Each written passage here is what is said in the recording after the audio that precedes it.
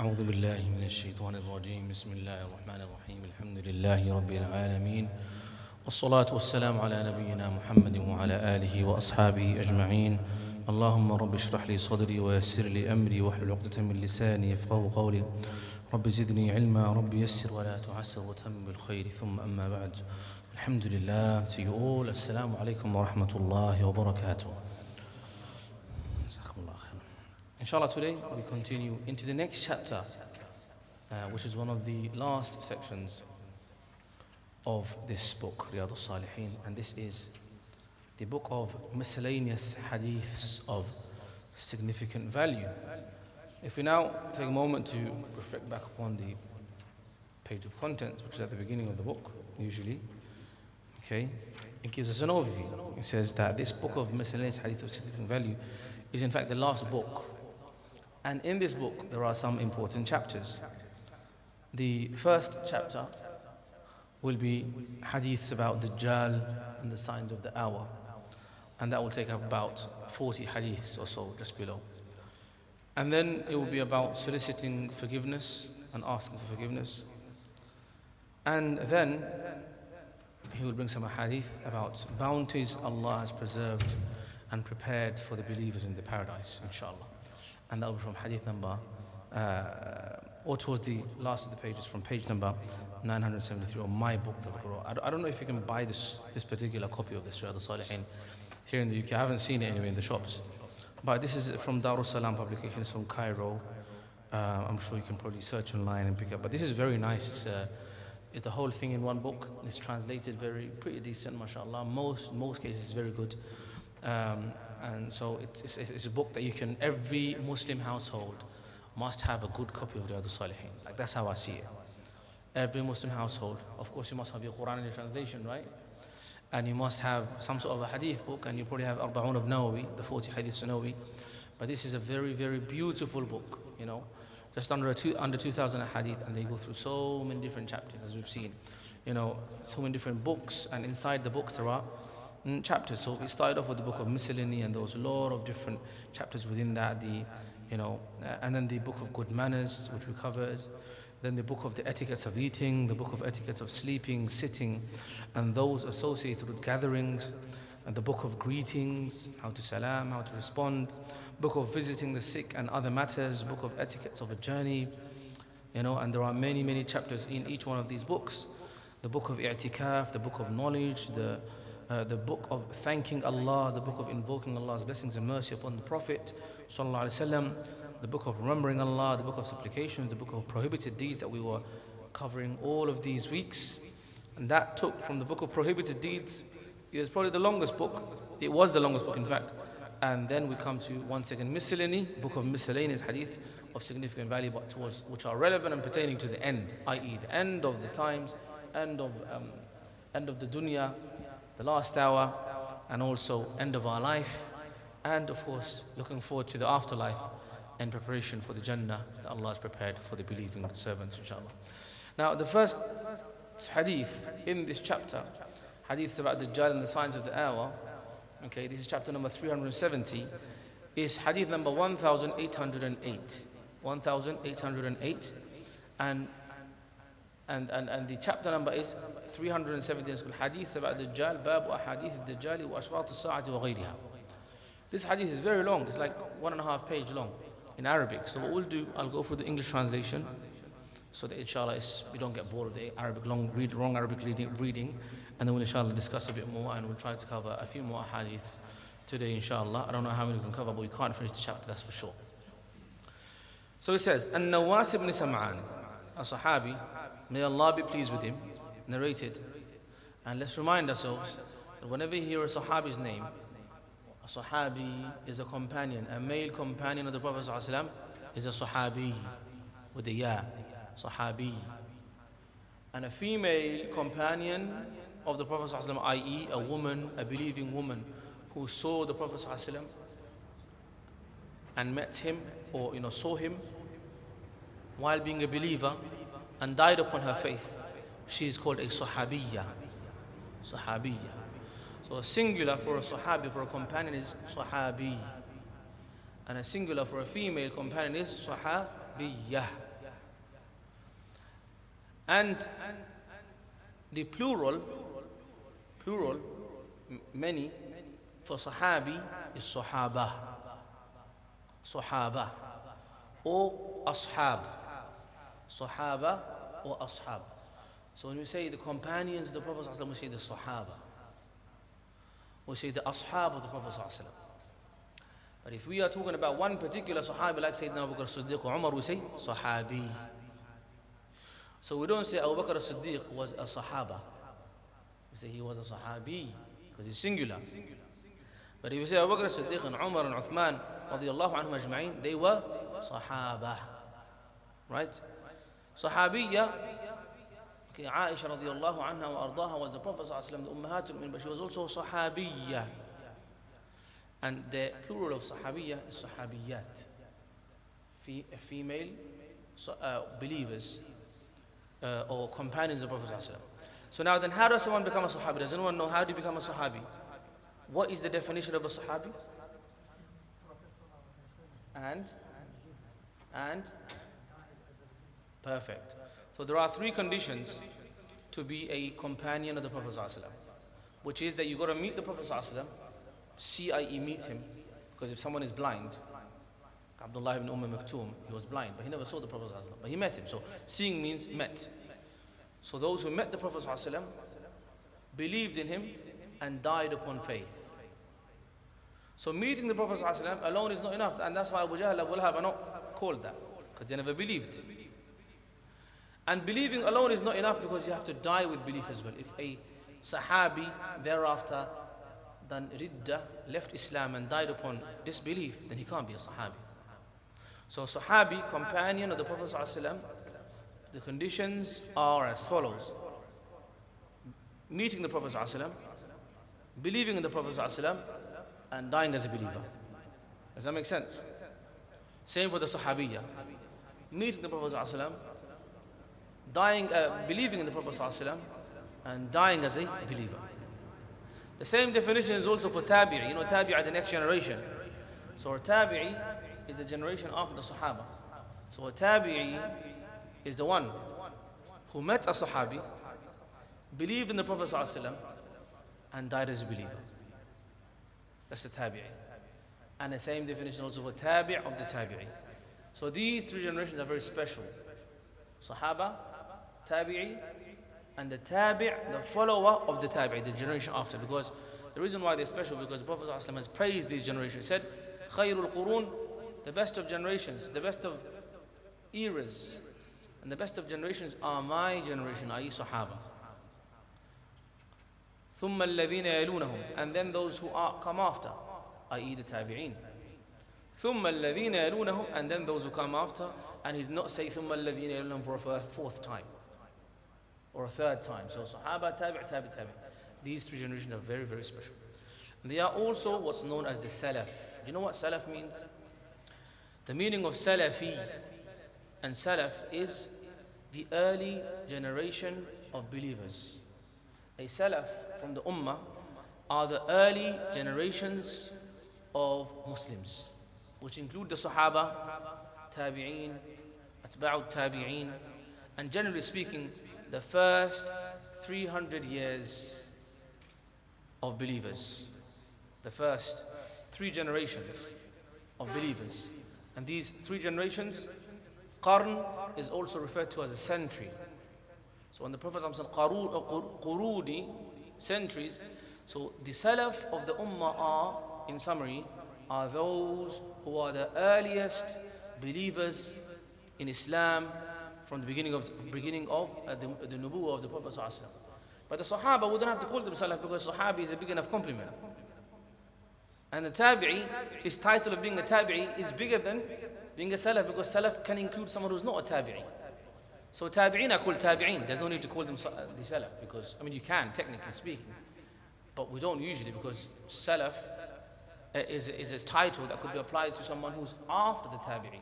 So Tabi'i is a greater title. And Tabi' of the Tabi'i is also a great title.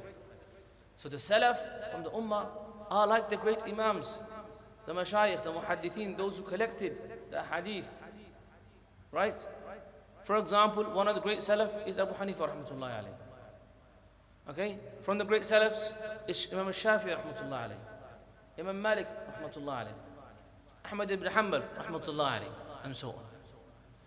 Now, rahmatullahi alayhi, this phrase, well, I'm explaining some technical terms today. Rahmatullahi alayhi means may Allah's mercy be upon him. And radiyallahu anhu means may Allah be pleased with him. So rahmah means mercy, Allah, mercy of Allah, alayhi, upon him. So when someone says rahmah, what does it mean? It means mercy, isn't it? And radiyallahu means may Allah be pleased with him, from rida. Raditu billahi rabba wa bil Islam dina, as a dua says. So rida is being pleased. So may Allah be pleased with him. So now, if I say rahmatullahi alayhi, and if I say radiyallahu anhu, linguistically there isn't much of a difference. Mercy, pleasure of Allah, similar thing. But it's just so the case that radiyallahu anhu became a dua and a way of honoring and respecting the Sahaba.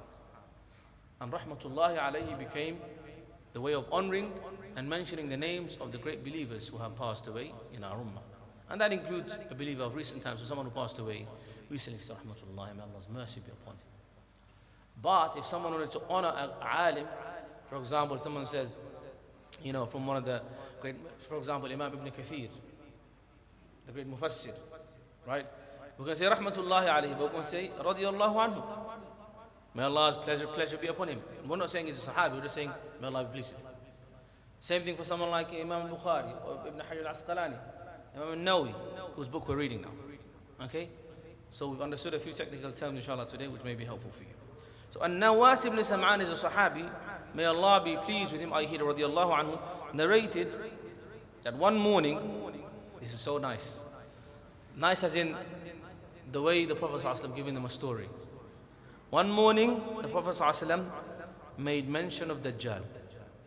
He started to tell us about the Dajjal, the Antichrist.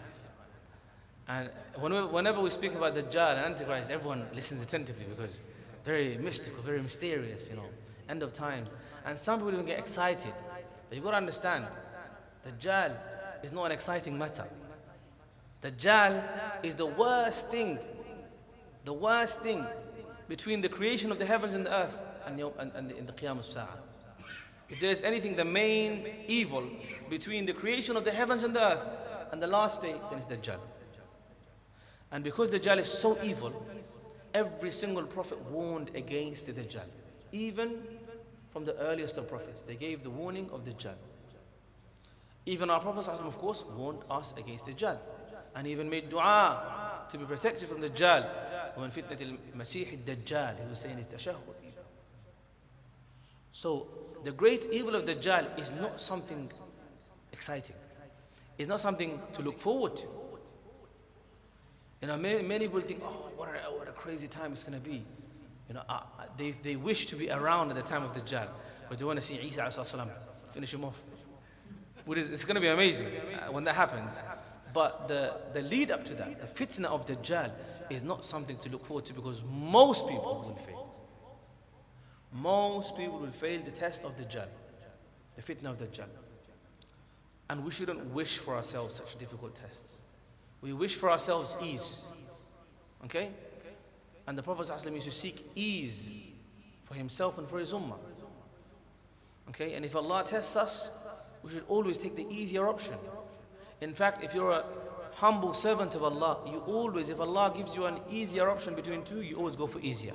And that's why the hadith says, ما خير رسول الله صلى الله عليه وسلم بين أمرين إلا اختار أيسرهما. Whenever the Prophet ﷺ was given the option of two matters, one is easier, one is harder, which one do you think he'll choose? The easier. And that's why when you're traveling, you have the option, according to some, of praying full 4 or praying 2. Which one do you choose? 2. And that's why the Hanafi say it's wajib for you to pray 2. Because Allah has given you a discount and you want to go and seek difficulty from Allah. No. When Allah gives you an option of ease, say, Ya Allah, raditu billahi rabba wa bil Islam dina. I am pleased with my Allah and His decision, and Allah has given me a discount. I am a slave of Allah. And whatever mercy and benevolence Allah showers upon me, I will accept it wholeheartedly. That's from the humility of a believer. Okay? So the Prophet ﷺ made mention of Dajjal. And he described him to be a insignificant and at the same time described him to be so significant that we thought he was within the date palm trees, or that when he was describing him, he described him in such a fashion, with such accurate description, with such detail, with such change in tone and voice. The Sahaba became enveloped, and their imagination was so heightened by this description of the Prophet ﷺ, who was given Jawami' al-Kalim. He was given a succinct, clear speech. He would say a few words with huge, impactful meaning. The Sahaba, because of this amazing storytelling and this narrative from the one who does not speak out of his whims but from revelation only, مَا يَنْطِقُ عَنِ الْهَوَىٰ إِنْ هُوَ إِلَّا وَحْيٌ يُوحَىٰ. Prophet ﷺ is describing, and they were feeling as though Dajjal is going to be within the palm trees. You know what that means? Like, you know, when you watch, when you hear a very good story, a very good, capturing story, and it captures your imagination, you think, what is it? Now, I never understand those who watch horror movies. They themselves make themselves terrified. Oh, I'm so scared. Can you come to me, with me to the loft, because I can't go up there. So why watch the horror movie in the first place? But what I'm saying is, I'm giving reference to clean horror movies. Clean horror movies, not those who include like very bad haram scenes and etc. So it's a bit like he's described in such an amazing way. The Prophet, the Sahaba say, we thought it was in date palm trees nearby. When we went to him, the Prophet ﷺ, in the evening, so in the morning he told him the story, he perceived the signs of fear in our faces. He said, what's the matter with you? What's the matter with you all? You look so scared. Why do you look so scared? And don't forget, the Prophet ﷺ was the bravest of all the Sahaba. You know, to be a leader, you can't be a coward. You know, today's leaders, politicians, are cowards. They sit in their parliaments and their palaces, and they send other people to go and fight on their behalf. They send drones, they send money, they get others to do their dirty work for them. But a true leader is the one that's in the forefront. The one that's in the forefront. And the Prophet ﷺ was always in the forefront. He would lead from the front, and he would guide from the back. Prophet ﷺ was the best of all leaders.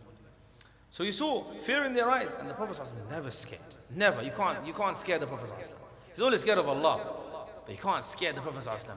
I told you that story once, isn't it? We read from one of the hadiths. Once there was a massive noise in Medina, and everyone was woken up from sleep. What's that massive noise in Medina? And everyone was woken up from their sleep. And so everyone is trying to get to their horses, trying to find out where the noise came from. Was it a beast? Is it an animal? Is it war? Is something happened? And before they could wake up and get to their horses, they find the Prophet ﷺ riding his horse without a saddle. Without a saddle. Now that's like proper expert riding. You know, saddle is the seat. Without a saddle, he's there, sword hung around his neck, coming back from the direction of this one, saying, don't worry, I've already checked it out. That's a leader, that's a warrior, a brave leader. The Prophet ﷺ was the strongest of men. So being a leader means being by example, subhanAllah. So what's the matter with you? Why are you scared? We said, oh, Prophet of Allah, you talked to us about Dajjal this morning, raising your voice and lowering it until we thought he was hiding in the palm trees grove. Okay? He said, something other than Dajjal worries you. Something other than Dajjal should worry you. Something other than that. There are matters leading up to Dajjal which should worry you more. There is the displeasure of Allah, kufr, which should worry you more. Jahannam, which should worry you more. And yet Dajjal is the biggest fitna of this world. He says, if he appears while I am with you, the Prophet is telling them, if I'm with you and Dajjal comes, then I will defend you against him. I got you. He's not going to do nothing to you guys. If the Prophet is around and Dajjal comes, then nothing's going to happen. He will be enough to suffice. Just because if the Dajjal says Isa, he'll start melting. If he says Isa, he's going to start melting. Like salt in the water. What do you think is going to happen if he sees the Prophet? Prophet is the one that tied up Iblis in his mosque with a rope. You don't mess with the Prophet. He's mercy. And he is the source of mercy. And he's the rahmatan lil alameen. But you don't want to get on the wrong side. Because if he strikes, you're gone. You're finished. So Dajjal can't do nothing. If the Prophet ﷺ is around, he says, I will defend you against him. But if he appears after I die, then every one of you is his own defender. If I'm gone, everyone must fend themselves. You've got to look after yourself. Allah is the one who remains after me to guide every Muslim. He says, don't worry, you will defend yourself, but Allah is there to guide every Muslim. Allah is the one that we rely upon at all times. إِيَّاكَ نَعْبُدُ وَإِيَّاكَ نَسْتَعِينُ. Only you we worship, and only you we ask for assistance and rely upon.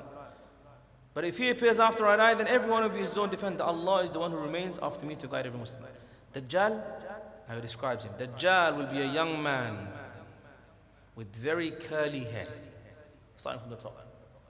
Young man, very curly hair, with one eye protruding, with which he cannot see, one blind eye.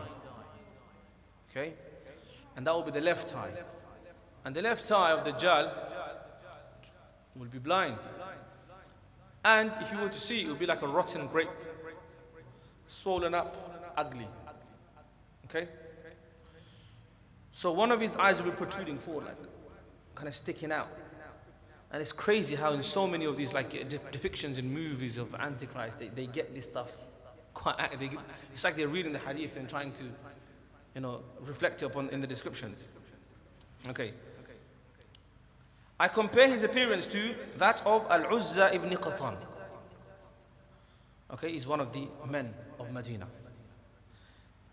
He who amongst you survives to see him should recite over him the opening verse of Surah Al-Kahf. So now, brothers and sisters, you understand the importance of Surah Al-Kahf on Friday.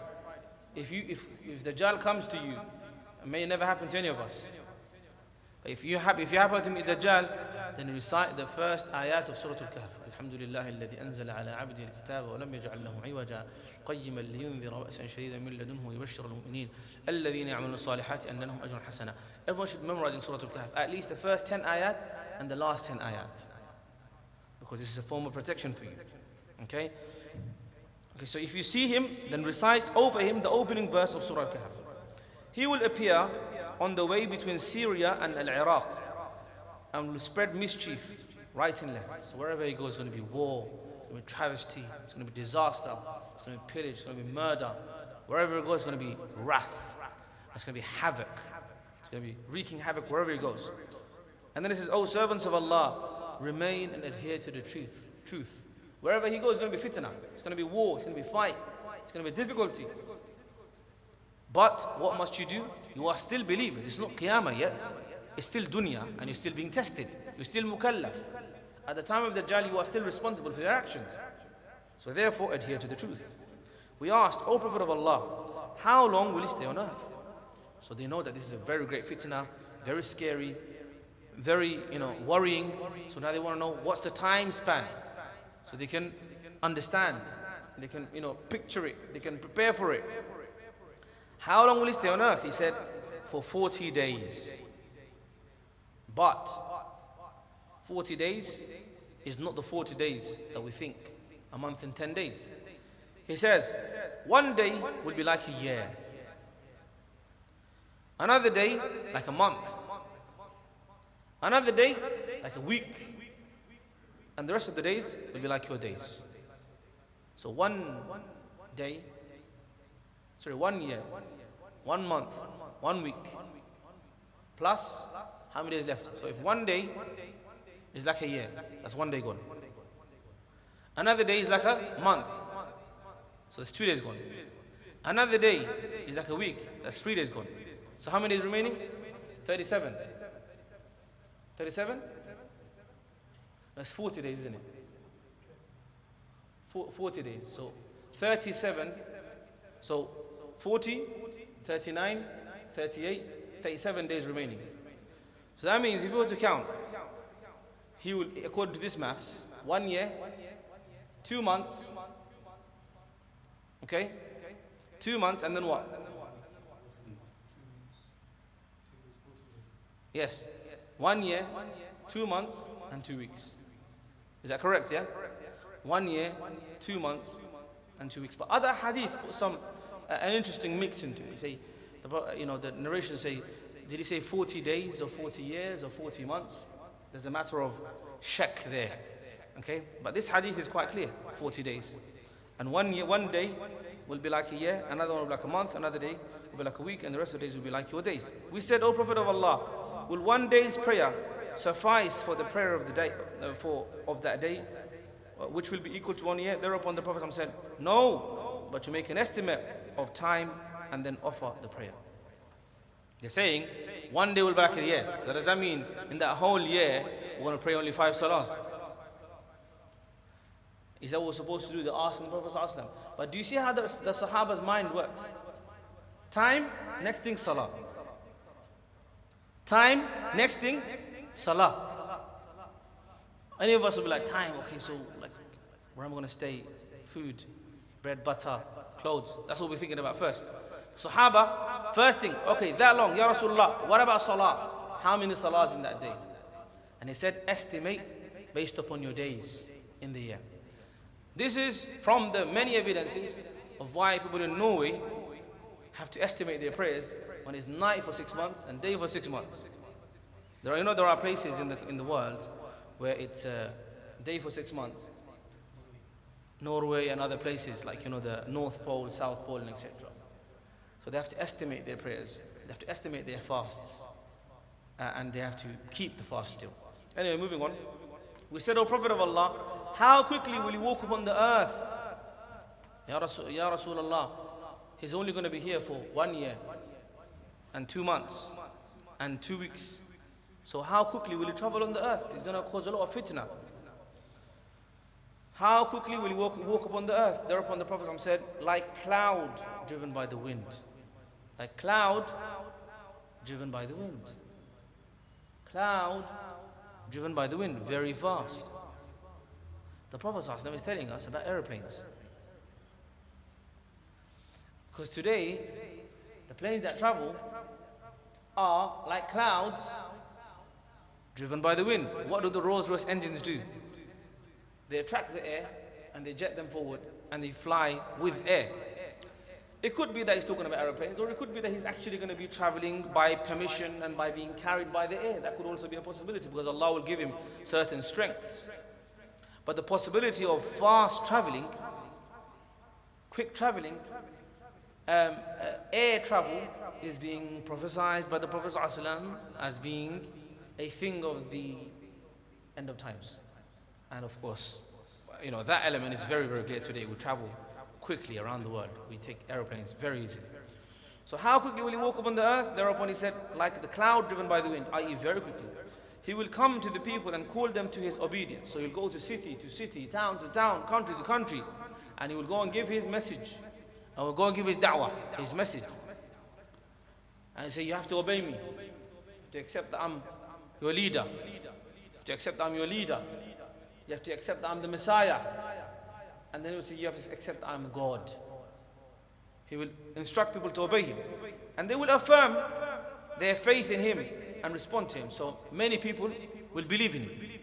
Believe him to be their leader and their Messiah and their God.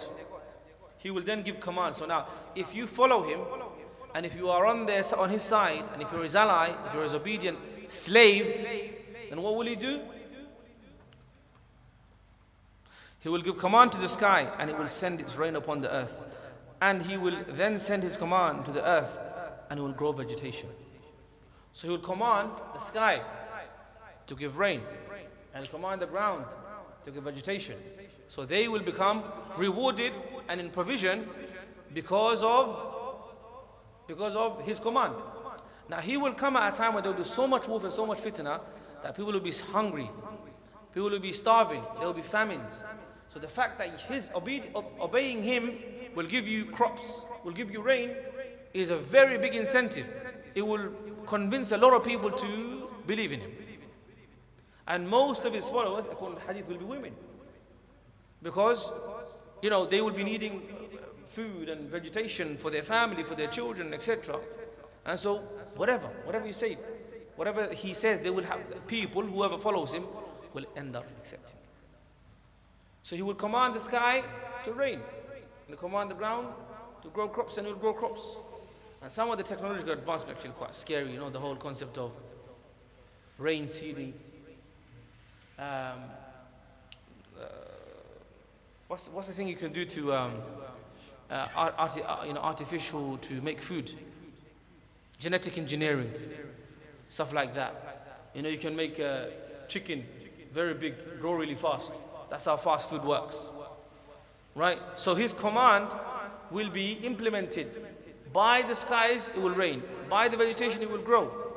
But we can see technology is going to support him if he's around. Technology is definitely going to support him, because if rain seeding is happening in Dubai, they do that, by the way. They use aeroplanes for rain seeding to make the skies rain. So that means if he's got technology on his side, it's probable and it's imaginable that this will be a reality. They will do rain seeding and it will rain. And they will do whatever, something to the ground, and I'm sure technology can solve a lot of these problems of fertility and etc. Right? You can get fertilized even today for your garden. So I'm sure with more advancement in that respect, it will be a greater reality. But nonetheless, whether it's through technology or by mere power that Allah gives him, it will still happen. He will command the sky and it will rain upon the earth, and he will send his command to the earth and it will grow his vegetation. That's for those who believe in him and obey him and worship him. What should you do then? As believers, we don't, of course, obey or follow or submit to Dajjal or his system or his followers or his minions or anything that calls us towards worship besides Allah. We are consistent and we are strong, staunch, muwahhideen, people of Tawheed. And we must remain as such. And you may say so with your words, but if your actions don't support your statement, you will not have the strength of Iman to carry that faith at times of adversity and difficulty. Right? You can say, I'm a believer, but if your actions, if your body does not reflect that faith, then when things are shaky and you're shaken to the core because of difficulty and fitan, even in life, big adversity happens, you accident, you become sick, you become poor, you'll find your Iman is shaky because your Iman wasn't thorough, it was just on your tongue. It wasn't in your heart, it wasn't in your body. You didn't let it seep into every part of your being. And that's why at times of difficulty, we lose faith. That's because our Iman isn't strong to start off with. So that's why it's important to be consistent as a believer, so that we may have the strength and the firmness and the steadfastness to remain staunch upon the faith at times of difficulty, like death, like musibah, like Dajjal, like the fitna, times of fitna. You know, somebody say, okay, I'm one question in the grave. He's going to ask me, who's your Lord, who's your Prophet? I know the answers. I memorized it. Yeah, I got this. I went to Maktab. But you don't realize that there's going to be such a terrifying time that you can only answer if you're a true believer. It's not about knowing here. It's about knowing here in your whole being. It's about that tawheed and that iman mixing into your core and you becoming a full believer. And Allah says, Ya ayyuhalladhina amanu udkhulu fis silmi kaffa. Enter into Islam properly. Not one foot in, one foot out. Part-time, no, full-time. SubhanAllah. So those who see these big examples and these big fitan, they may become convinced. Okay? So he will command them and they will start believing. He will command the sky to give rain and it will rain, and the earth to grow vegetation and it will. Then in the evening, their pasturing animals will come to them with their humps very high and the udders full of milk and their flanks stretched, so that even the animals will become healthy. And that's a part of the fitna. The dunya becomes a fitna for them to distract them away from Tawheed, and the Dajjal's fitna becomes so strong. Unfortunately today, already, even before the arrival of the Dajjal, people will see a bit of money and they will leave their faith. People will see a bit of money, a bit of power, a bit of chair, a bit of command, a bit of authority, and they will sell out their brothers, and sell out their sisters, and sell out their people, and sell out the Ummah, sell out themselves and their faith, just for a bit of money. And it's not even the Dajjal. Imagine how strong the Dajjal's fitna will be. May Allah protect us all. So then, he will then, in the evening, he will then come to another people and invite them, but they will reject him. They're believers. So no, we're not going to believe in you. You're not God. We believe in La ilaha illallah. You are not. We don't believe in you. You're the Antichrist. You're the Masih al-Dajjal. They will recognize him with the kafara on his forehead. Okay? So what will he do? He will leave them. He'll go, okay, that's fine. You don't want to believe, that's fine. He's going to go. But he will leave them in barren lands. The lands will become barren. No vegetation, no crops, no growth, nothing. They will starve. They will be hungry. They will die of difficulty. Without any goods or cattle. He would then walk through the wasteland and say to it. So those who disbelieve will be punished by him, but rewarded by who? Allah. And those who believe in him will be rewarded by him, but punished by who? Allah. We see so many kufri superpowers today exercising similar kind of powers. You are our ally, you follow us, you become our slave, you become our satellite state. You will have all the access to the money, funds and the tech and the support. But if you become our enemy, it will come and bring you a whole lot of democracy and power and etc. etc. Will bring you a whole load of problems. And I said the word democracy because it's under the guise of democracy a lot of the times that people go to war. And say human rights. Human rights. What about the humans in Gaza and Palestine? What about the humans around the world who are suffering at the hands of the same superpowers? Nifaq and hypocrisy at its clearest representation. May Allah protect us. Allahumma ameen. So then he would then walk through wasteland and say to it, he's going to go through a wasteland. Nothing's there, barren. He will command the earth, bring your treasures out, and the treasures will come out and follow him like swarms of bees.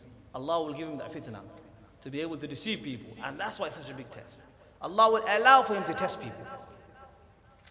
He will then call a person brimming with youth. He will call a young man brimming with youth and strike him with a sword and cut him into 2 pieces. And make these pieces lie at a distance, separate the 2 pieces, which is generally between archer and his target, so far apart. He will then call that young man and he will come forward alive again, laughing. Okay? So Allah will give him that power to be able to do that as a fitna. With his face gleaming out of joy. So the young man will be another deception. The young man will be chopped up into 2 pieces and then come back again together, walk forward laughing out of joy, will be another deception of Dajjal. And it will be at this time, very time that Allah will send, when he is now at his maximum fitna, causing corruption on earth, traveling city to city, causing confusion. People will say, I don't believe in you. And he will be able to present to them their parents who passed away. Say, he's the God. Believe in him. That's another fitna. Okay? So many fitna of Dajjal there will be. So when he's at the maximum of his fitan, what will Allah do? Allah will send Isa. Allah will send Jesus, alayhi salatu wasalam, son of Mary, who will descend at the white minaret in the eastern side of Damascus. Okay? And that eastern side of Damascus, the white minaret, is today called Masjid Amawi. Masjid Amawi. It's a white minaret on the eastern side of Damascus.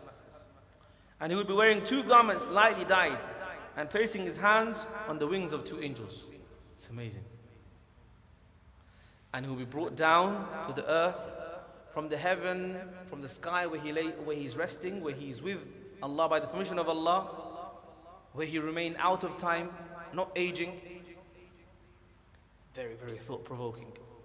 Out of a realm of aging, and he comes back in the same age that he left the world at, many hundreds and thousands of years ago, and will carry on his life to continue it.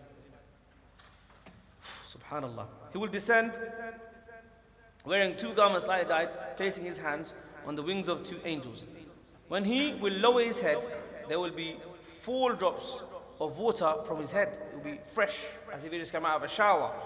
And it will raise up, and when he will raise up, drops like pearls will scatter from it. So he'll be like very fresh, very young, very handsome. He'll look amazing, just like nothing ever happened, like fresh as he always used to look. Every disbeliever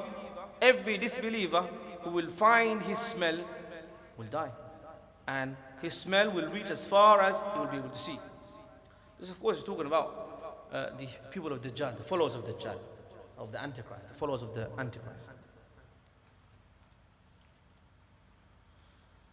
Okay, he will then search for Dajjal until he will catch hold of him at the gate of Al-Lud, village near Jerusalem. The gate of Al-Lud, Babul Lud. He will catch him there, grab him, and he will kill him. He will kill, Sayyidina Isa will kill the Antichrist. So Masih, Maryam, will kill Masih ad-Dajjal. In English, they call Jesus Christ. And they call Dajjal Antichrist. So the Christ will kill the Antichrist. Masih means masah. Masah means to wipe. To wipe. And this meaning of masah means anointing. But it also means to travel. Travel the expanse of the earth. To travel and cross the land. So nonetheless, Isa ﷺ will kill Dajjal at Babul Lud in Jerusalem. Then the people who Allah will have protected will come to Isa, the son of Maryam. Now, who are all the believers will now come to Sayyidina Isa ﷺ, okay? And he will wipe their faces and inform them of their ranks in paradise, because they have to go through so much difficulty, so much starvation, so much fitna. And they survive the fitna and they remain strong in their iman. So Sayyidina Isa will give them the glad tidings of Jannah, and their place of Jannah, he will describe it, and their ranks in Jannah, he will describe it. And it will be under such conditions that Allah will reveal to Isa these words. Allah will reveal to Isa ﷺ a revelation. What is it? Allah will reveal to Sayyidina Isa, and there's more details that's going to come in other hadith. Normally when I say the story, or when we say the story of end of times, or Jesus, Isa, you know, and like when at the time of Isa, the story of Isa, we say in order of all of the hadith sort of collated and giving you a linear narrative. But here we're going to read different hadith, and they're going to give different amount of details, and that's how it is. Okay? So Allah will reveal to Sayyidina Isa, I have brought forth from amongst my servants such people against whom no one will be able to fight. So take these people safely to the mountain of Tur. And then Allah will send Ya'juj and Ma'juj, the Gog and Magog. Gog and Magog, the Ya'juj, Ma'juj. So the strong belief of Ahlul Sunnah wal Jama'ah, the strong belief according to the Quran and Sunnah, the Ya'juj, Ma'juj are not released. They will come at the end of time. Contrary to some theories that the Ya'juj, Ma'juj have already been released in the form of the Vikings. And I don't mean to laugh. Like that's actually, some scholars believe that. As in some, there is that opinion out there. It is a secondary opinion. It's an opinion that's not widely accepted. But they believe that Ya'juj, Ma'juj have already been released. Okay? But the stronger view, which is more in line, more accurately in line with the Quran and Sunnah, is that the Ya'juj and Ma'juj are hidden and barricaded behind the wall. Who built that wall? Dhul Qarnayn, which is also in Surah Al-Kahf. That's why we start Surah Al-Kahf in Yawm Al-Jum'ah. The same surah that gives you protection against the Dajjal is also the same surah that talks about the Gog and Magog who are being prevented behind Radma, the wall, and far away. Where it is, Allahu A'lam, but they are basically hidden behind this wall, and they will be allowed to be breaking free of that wall towards the end of times after the killing of Dajjal. So Allah will send Ya'juj and Ma'juj, Gog and Magog. There are people. They're like a people and like servants of Allah. Allah said. They're like people that are a different type of people. And they will come down, and they will sweep in from every slope. There will be too many of them. They will come from every single side, and there's no way of fighting them. So Allah will tell Sayyidina Isa, take your people and go to Tur Sinai, the Sinai mountain. Sinai mountain. Okay? The first of them will pass, so the first of the Ya'juj Ma'juj, just one of them, will pass the lake of, I don't know how to say this, Tiberias. Tabariya. So one of them will drink all the water of Tabariya. So those of you who think you can have a lot of drink, you can't beat these guys. They're too good. They're too powerful. I mean, they're too dangerous. It's not good, too dangerous, too bad. One will finish the whole lake. And the last of them will pass. And when the last of them will pass by that same lake, he will say, there was once water here. Meaning it will be such a long time, it's dried, it's gone. So many coming. It will be like history. There was once water here. Can you imagine how many are going to come? May Allah protect us all. When the last of them will pass, he will say, there was once water here. Prophet Isa والسلام, and his companions will then be so hard pressed. There will be such difficulty because they're all stuck in Tur Sinai. They can't go anywhere. Ya'juj Ma'juj are everywhere. They can't go down. They said the head of an ox will become dearer to them than 100 dinars of today. Food will become scarce. A head of an ox will be like nothing. It's nothing. No one even eats that. But it will become more precious than 100 dinars. It will be very, very pricey because it's times of difficulty. And Isa, along with his companions, will make supplication. So now this in such difficulty, they will make dua, and they will make a special dua to Allah, who will send insects which will attack the Ya'juj Ma'juj. An insect will come and kill the Ya'juj Ma'juj, okay, attack their neck until they will perish like a single person.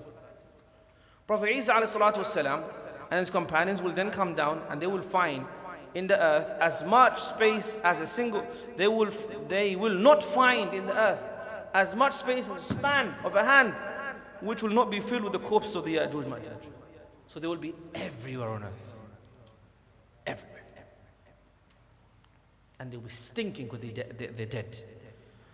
Prophet Isa والسلام, and his companions will then make a second dua to Allah.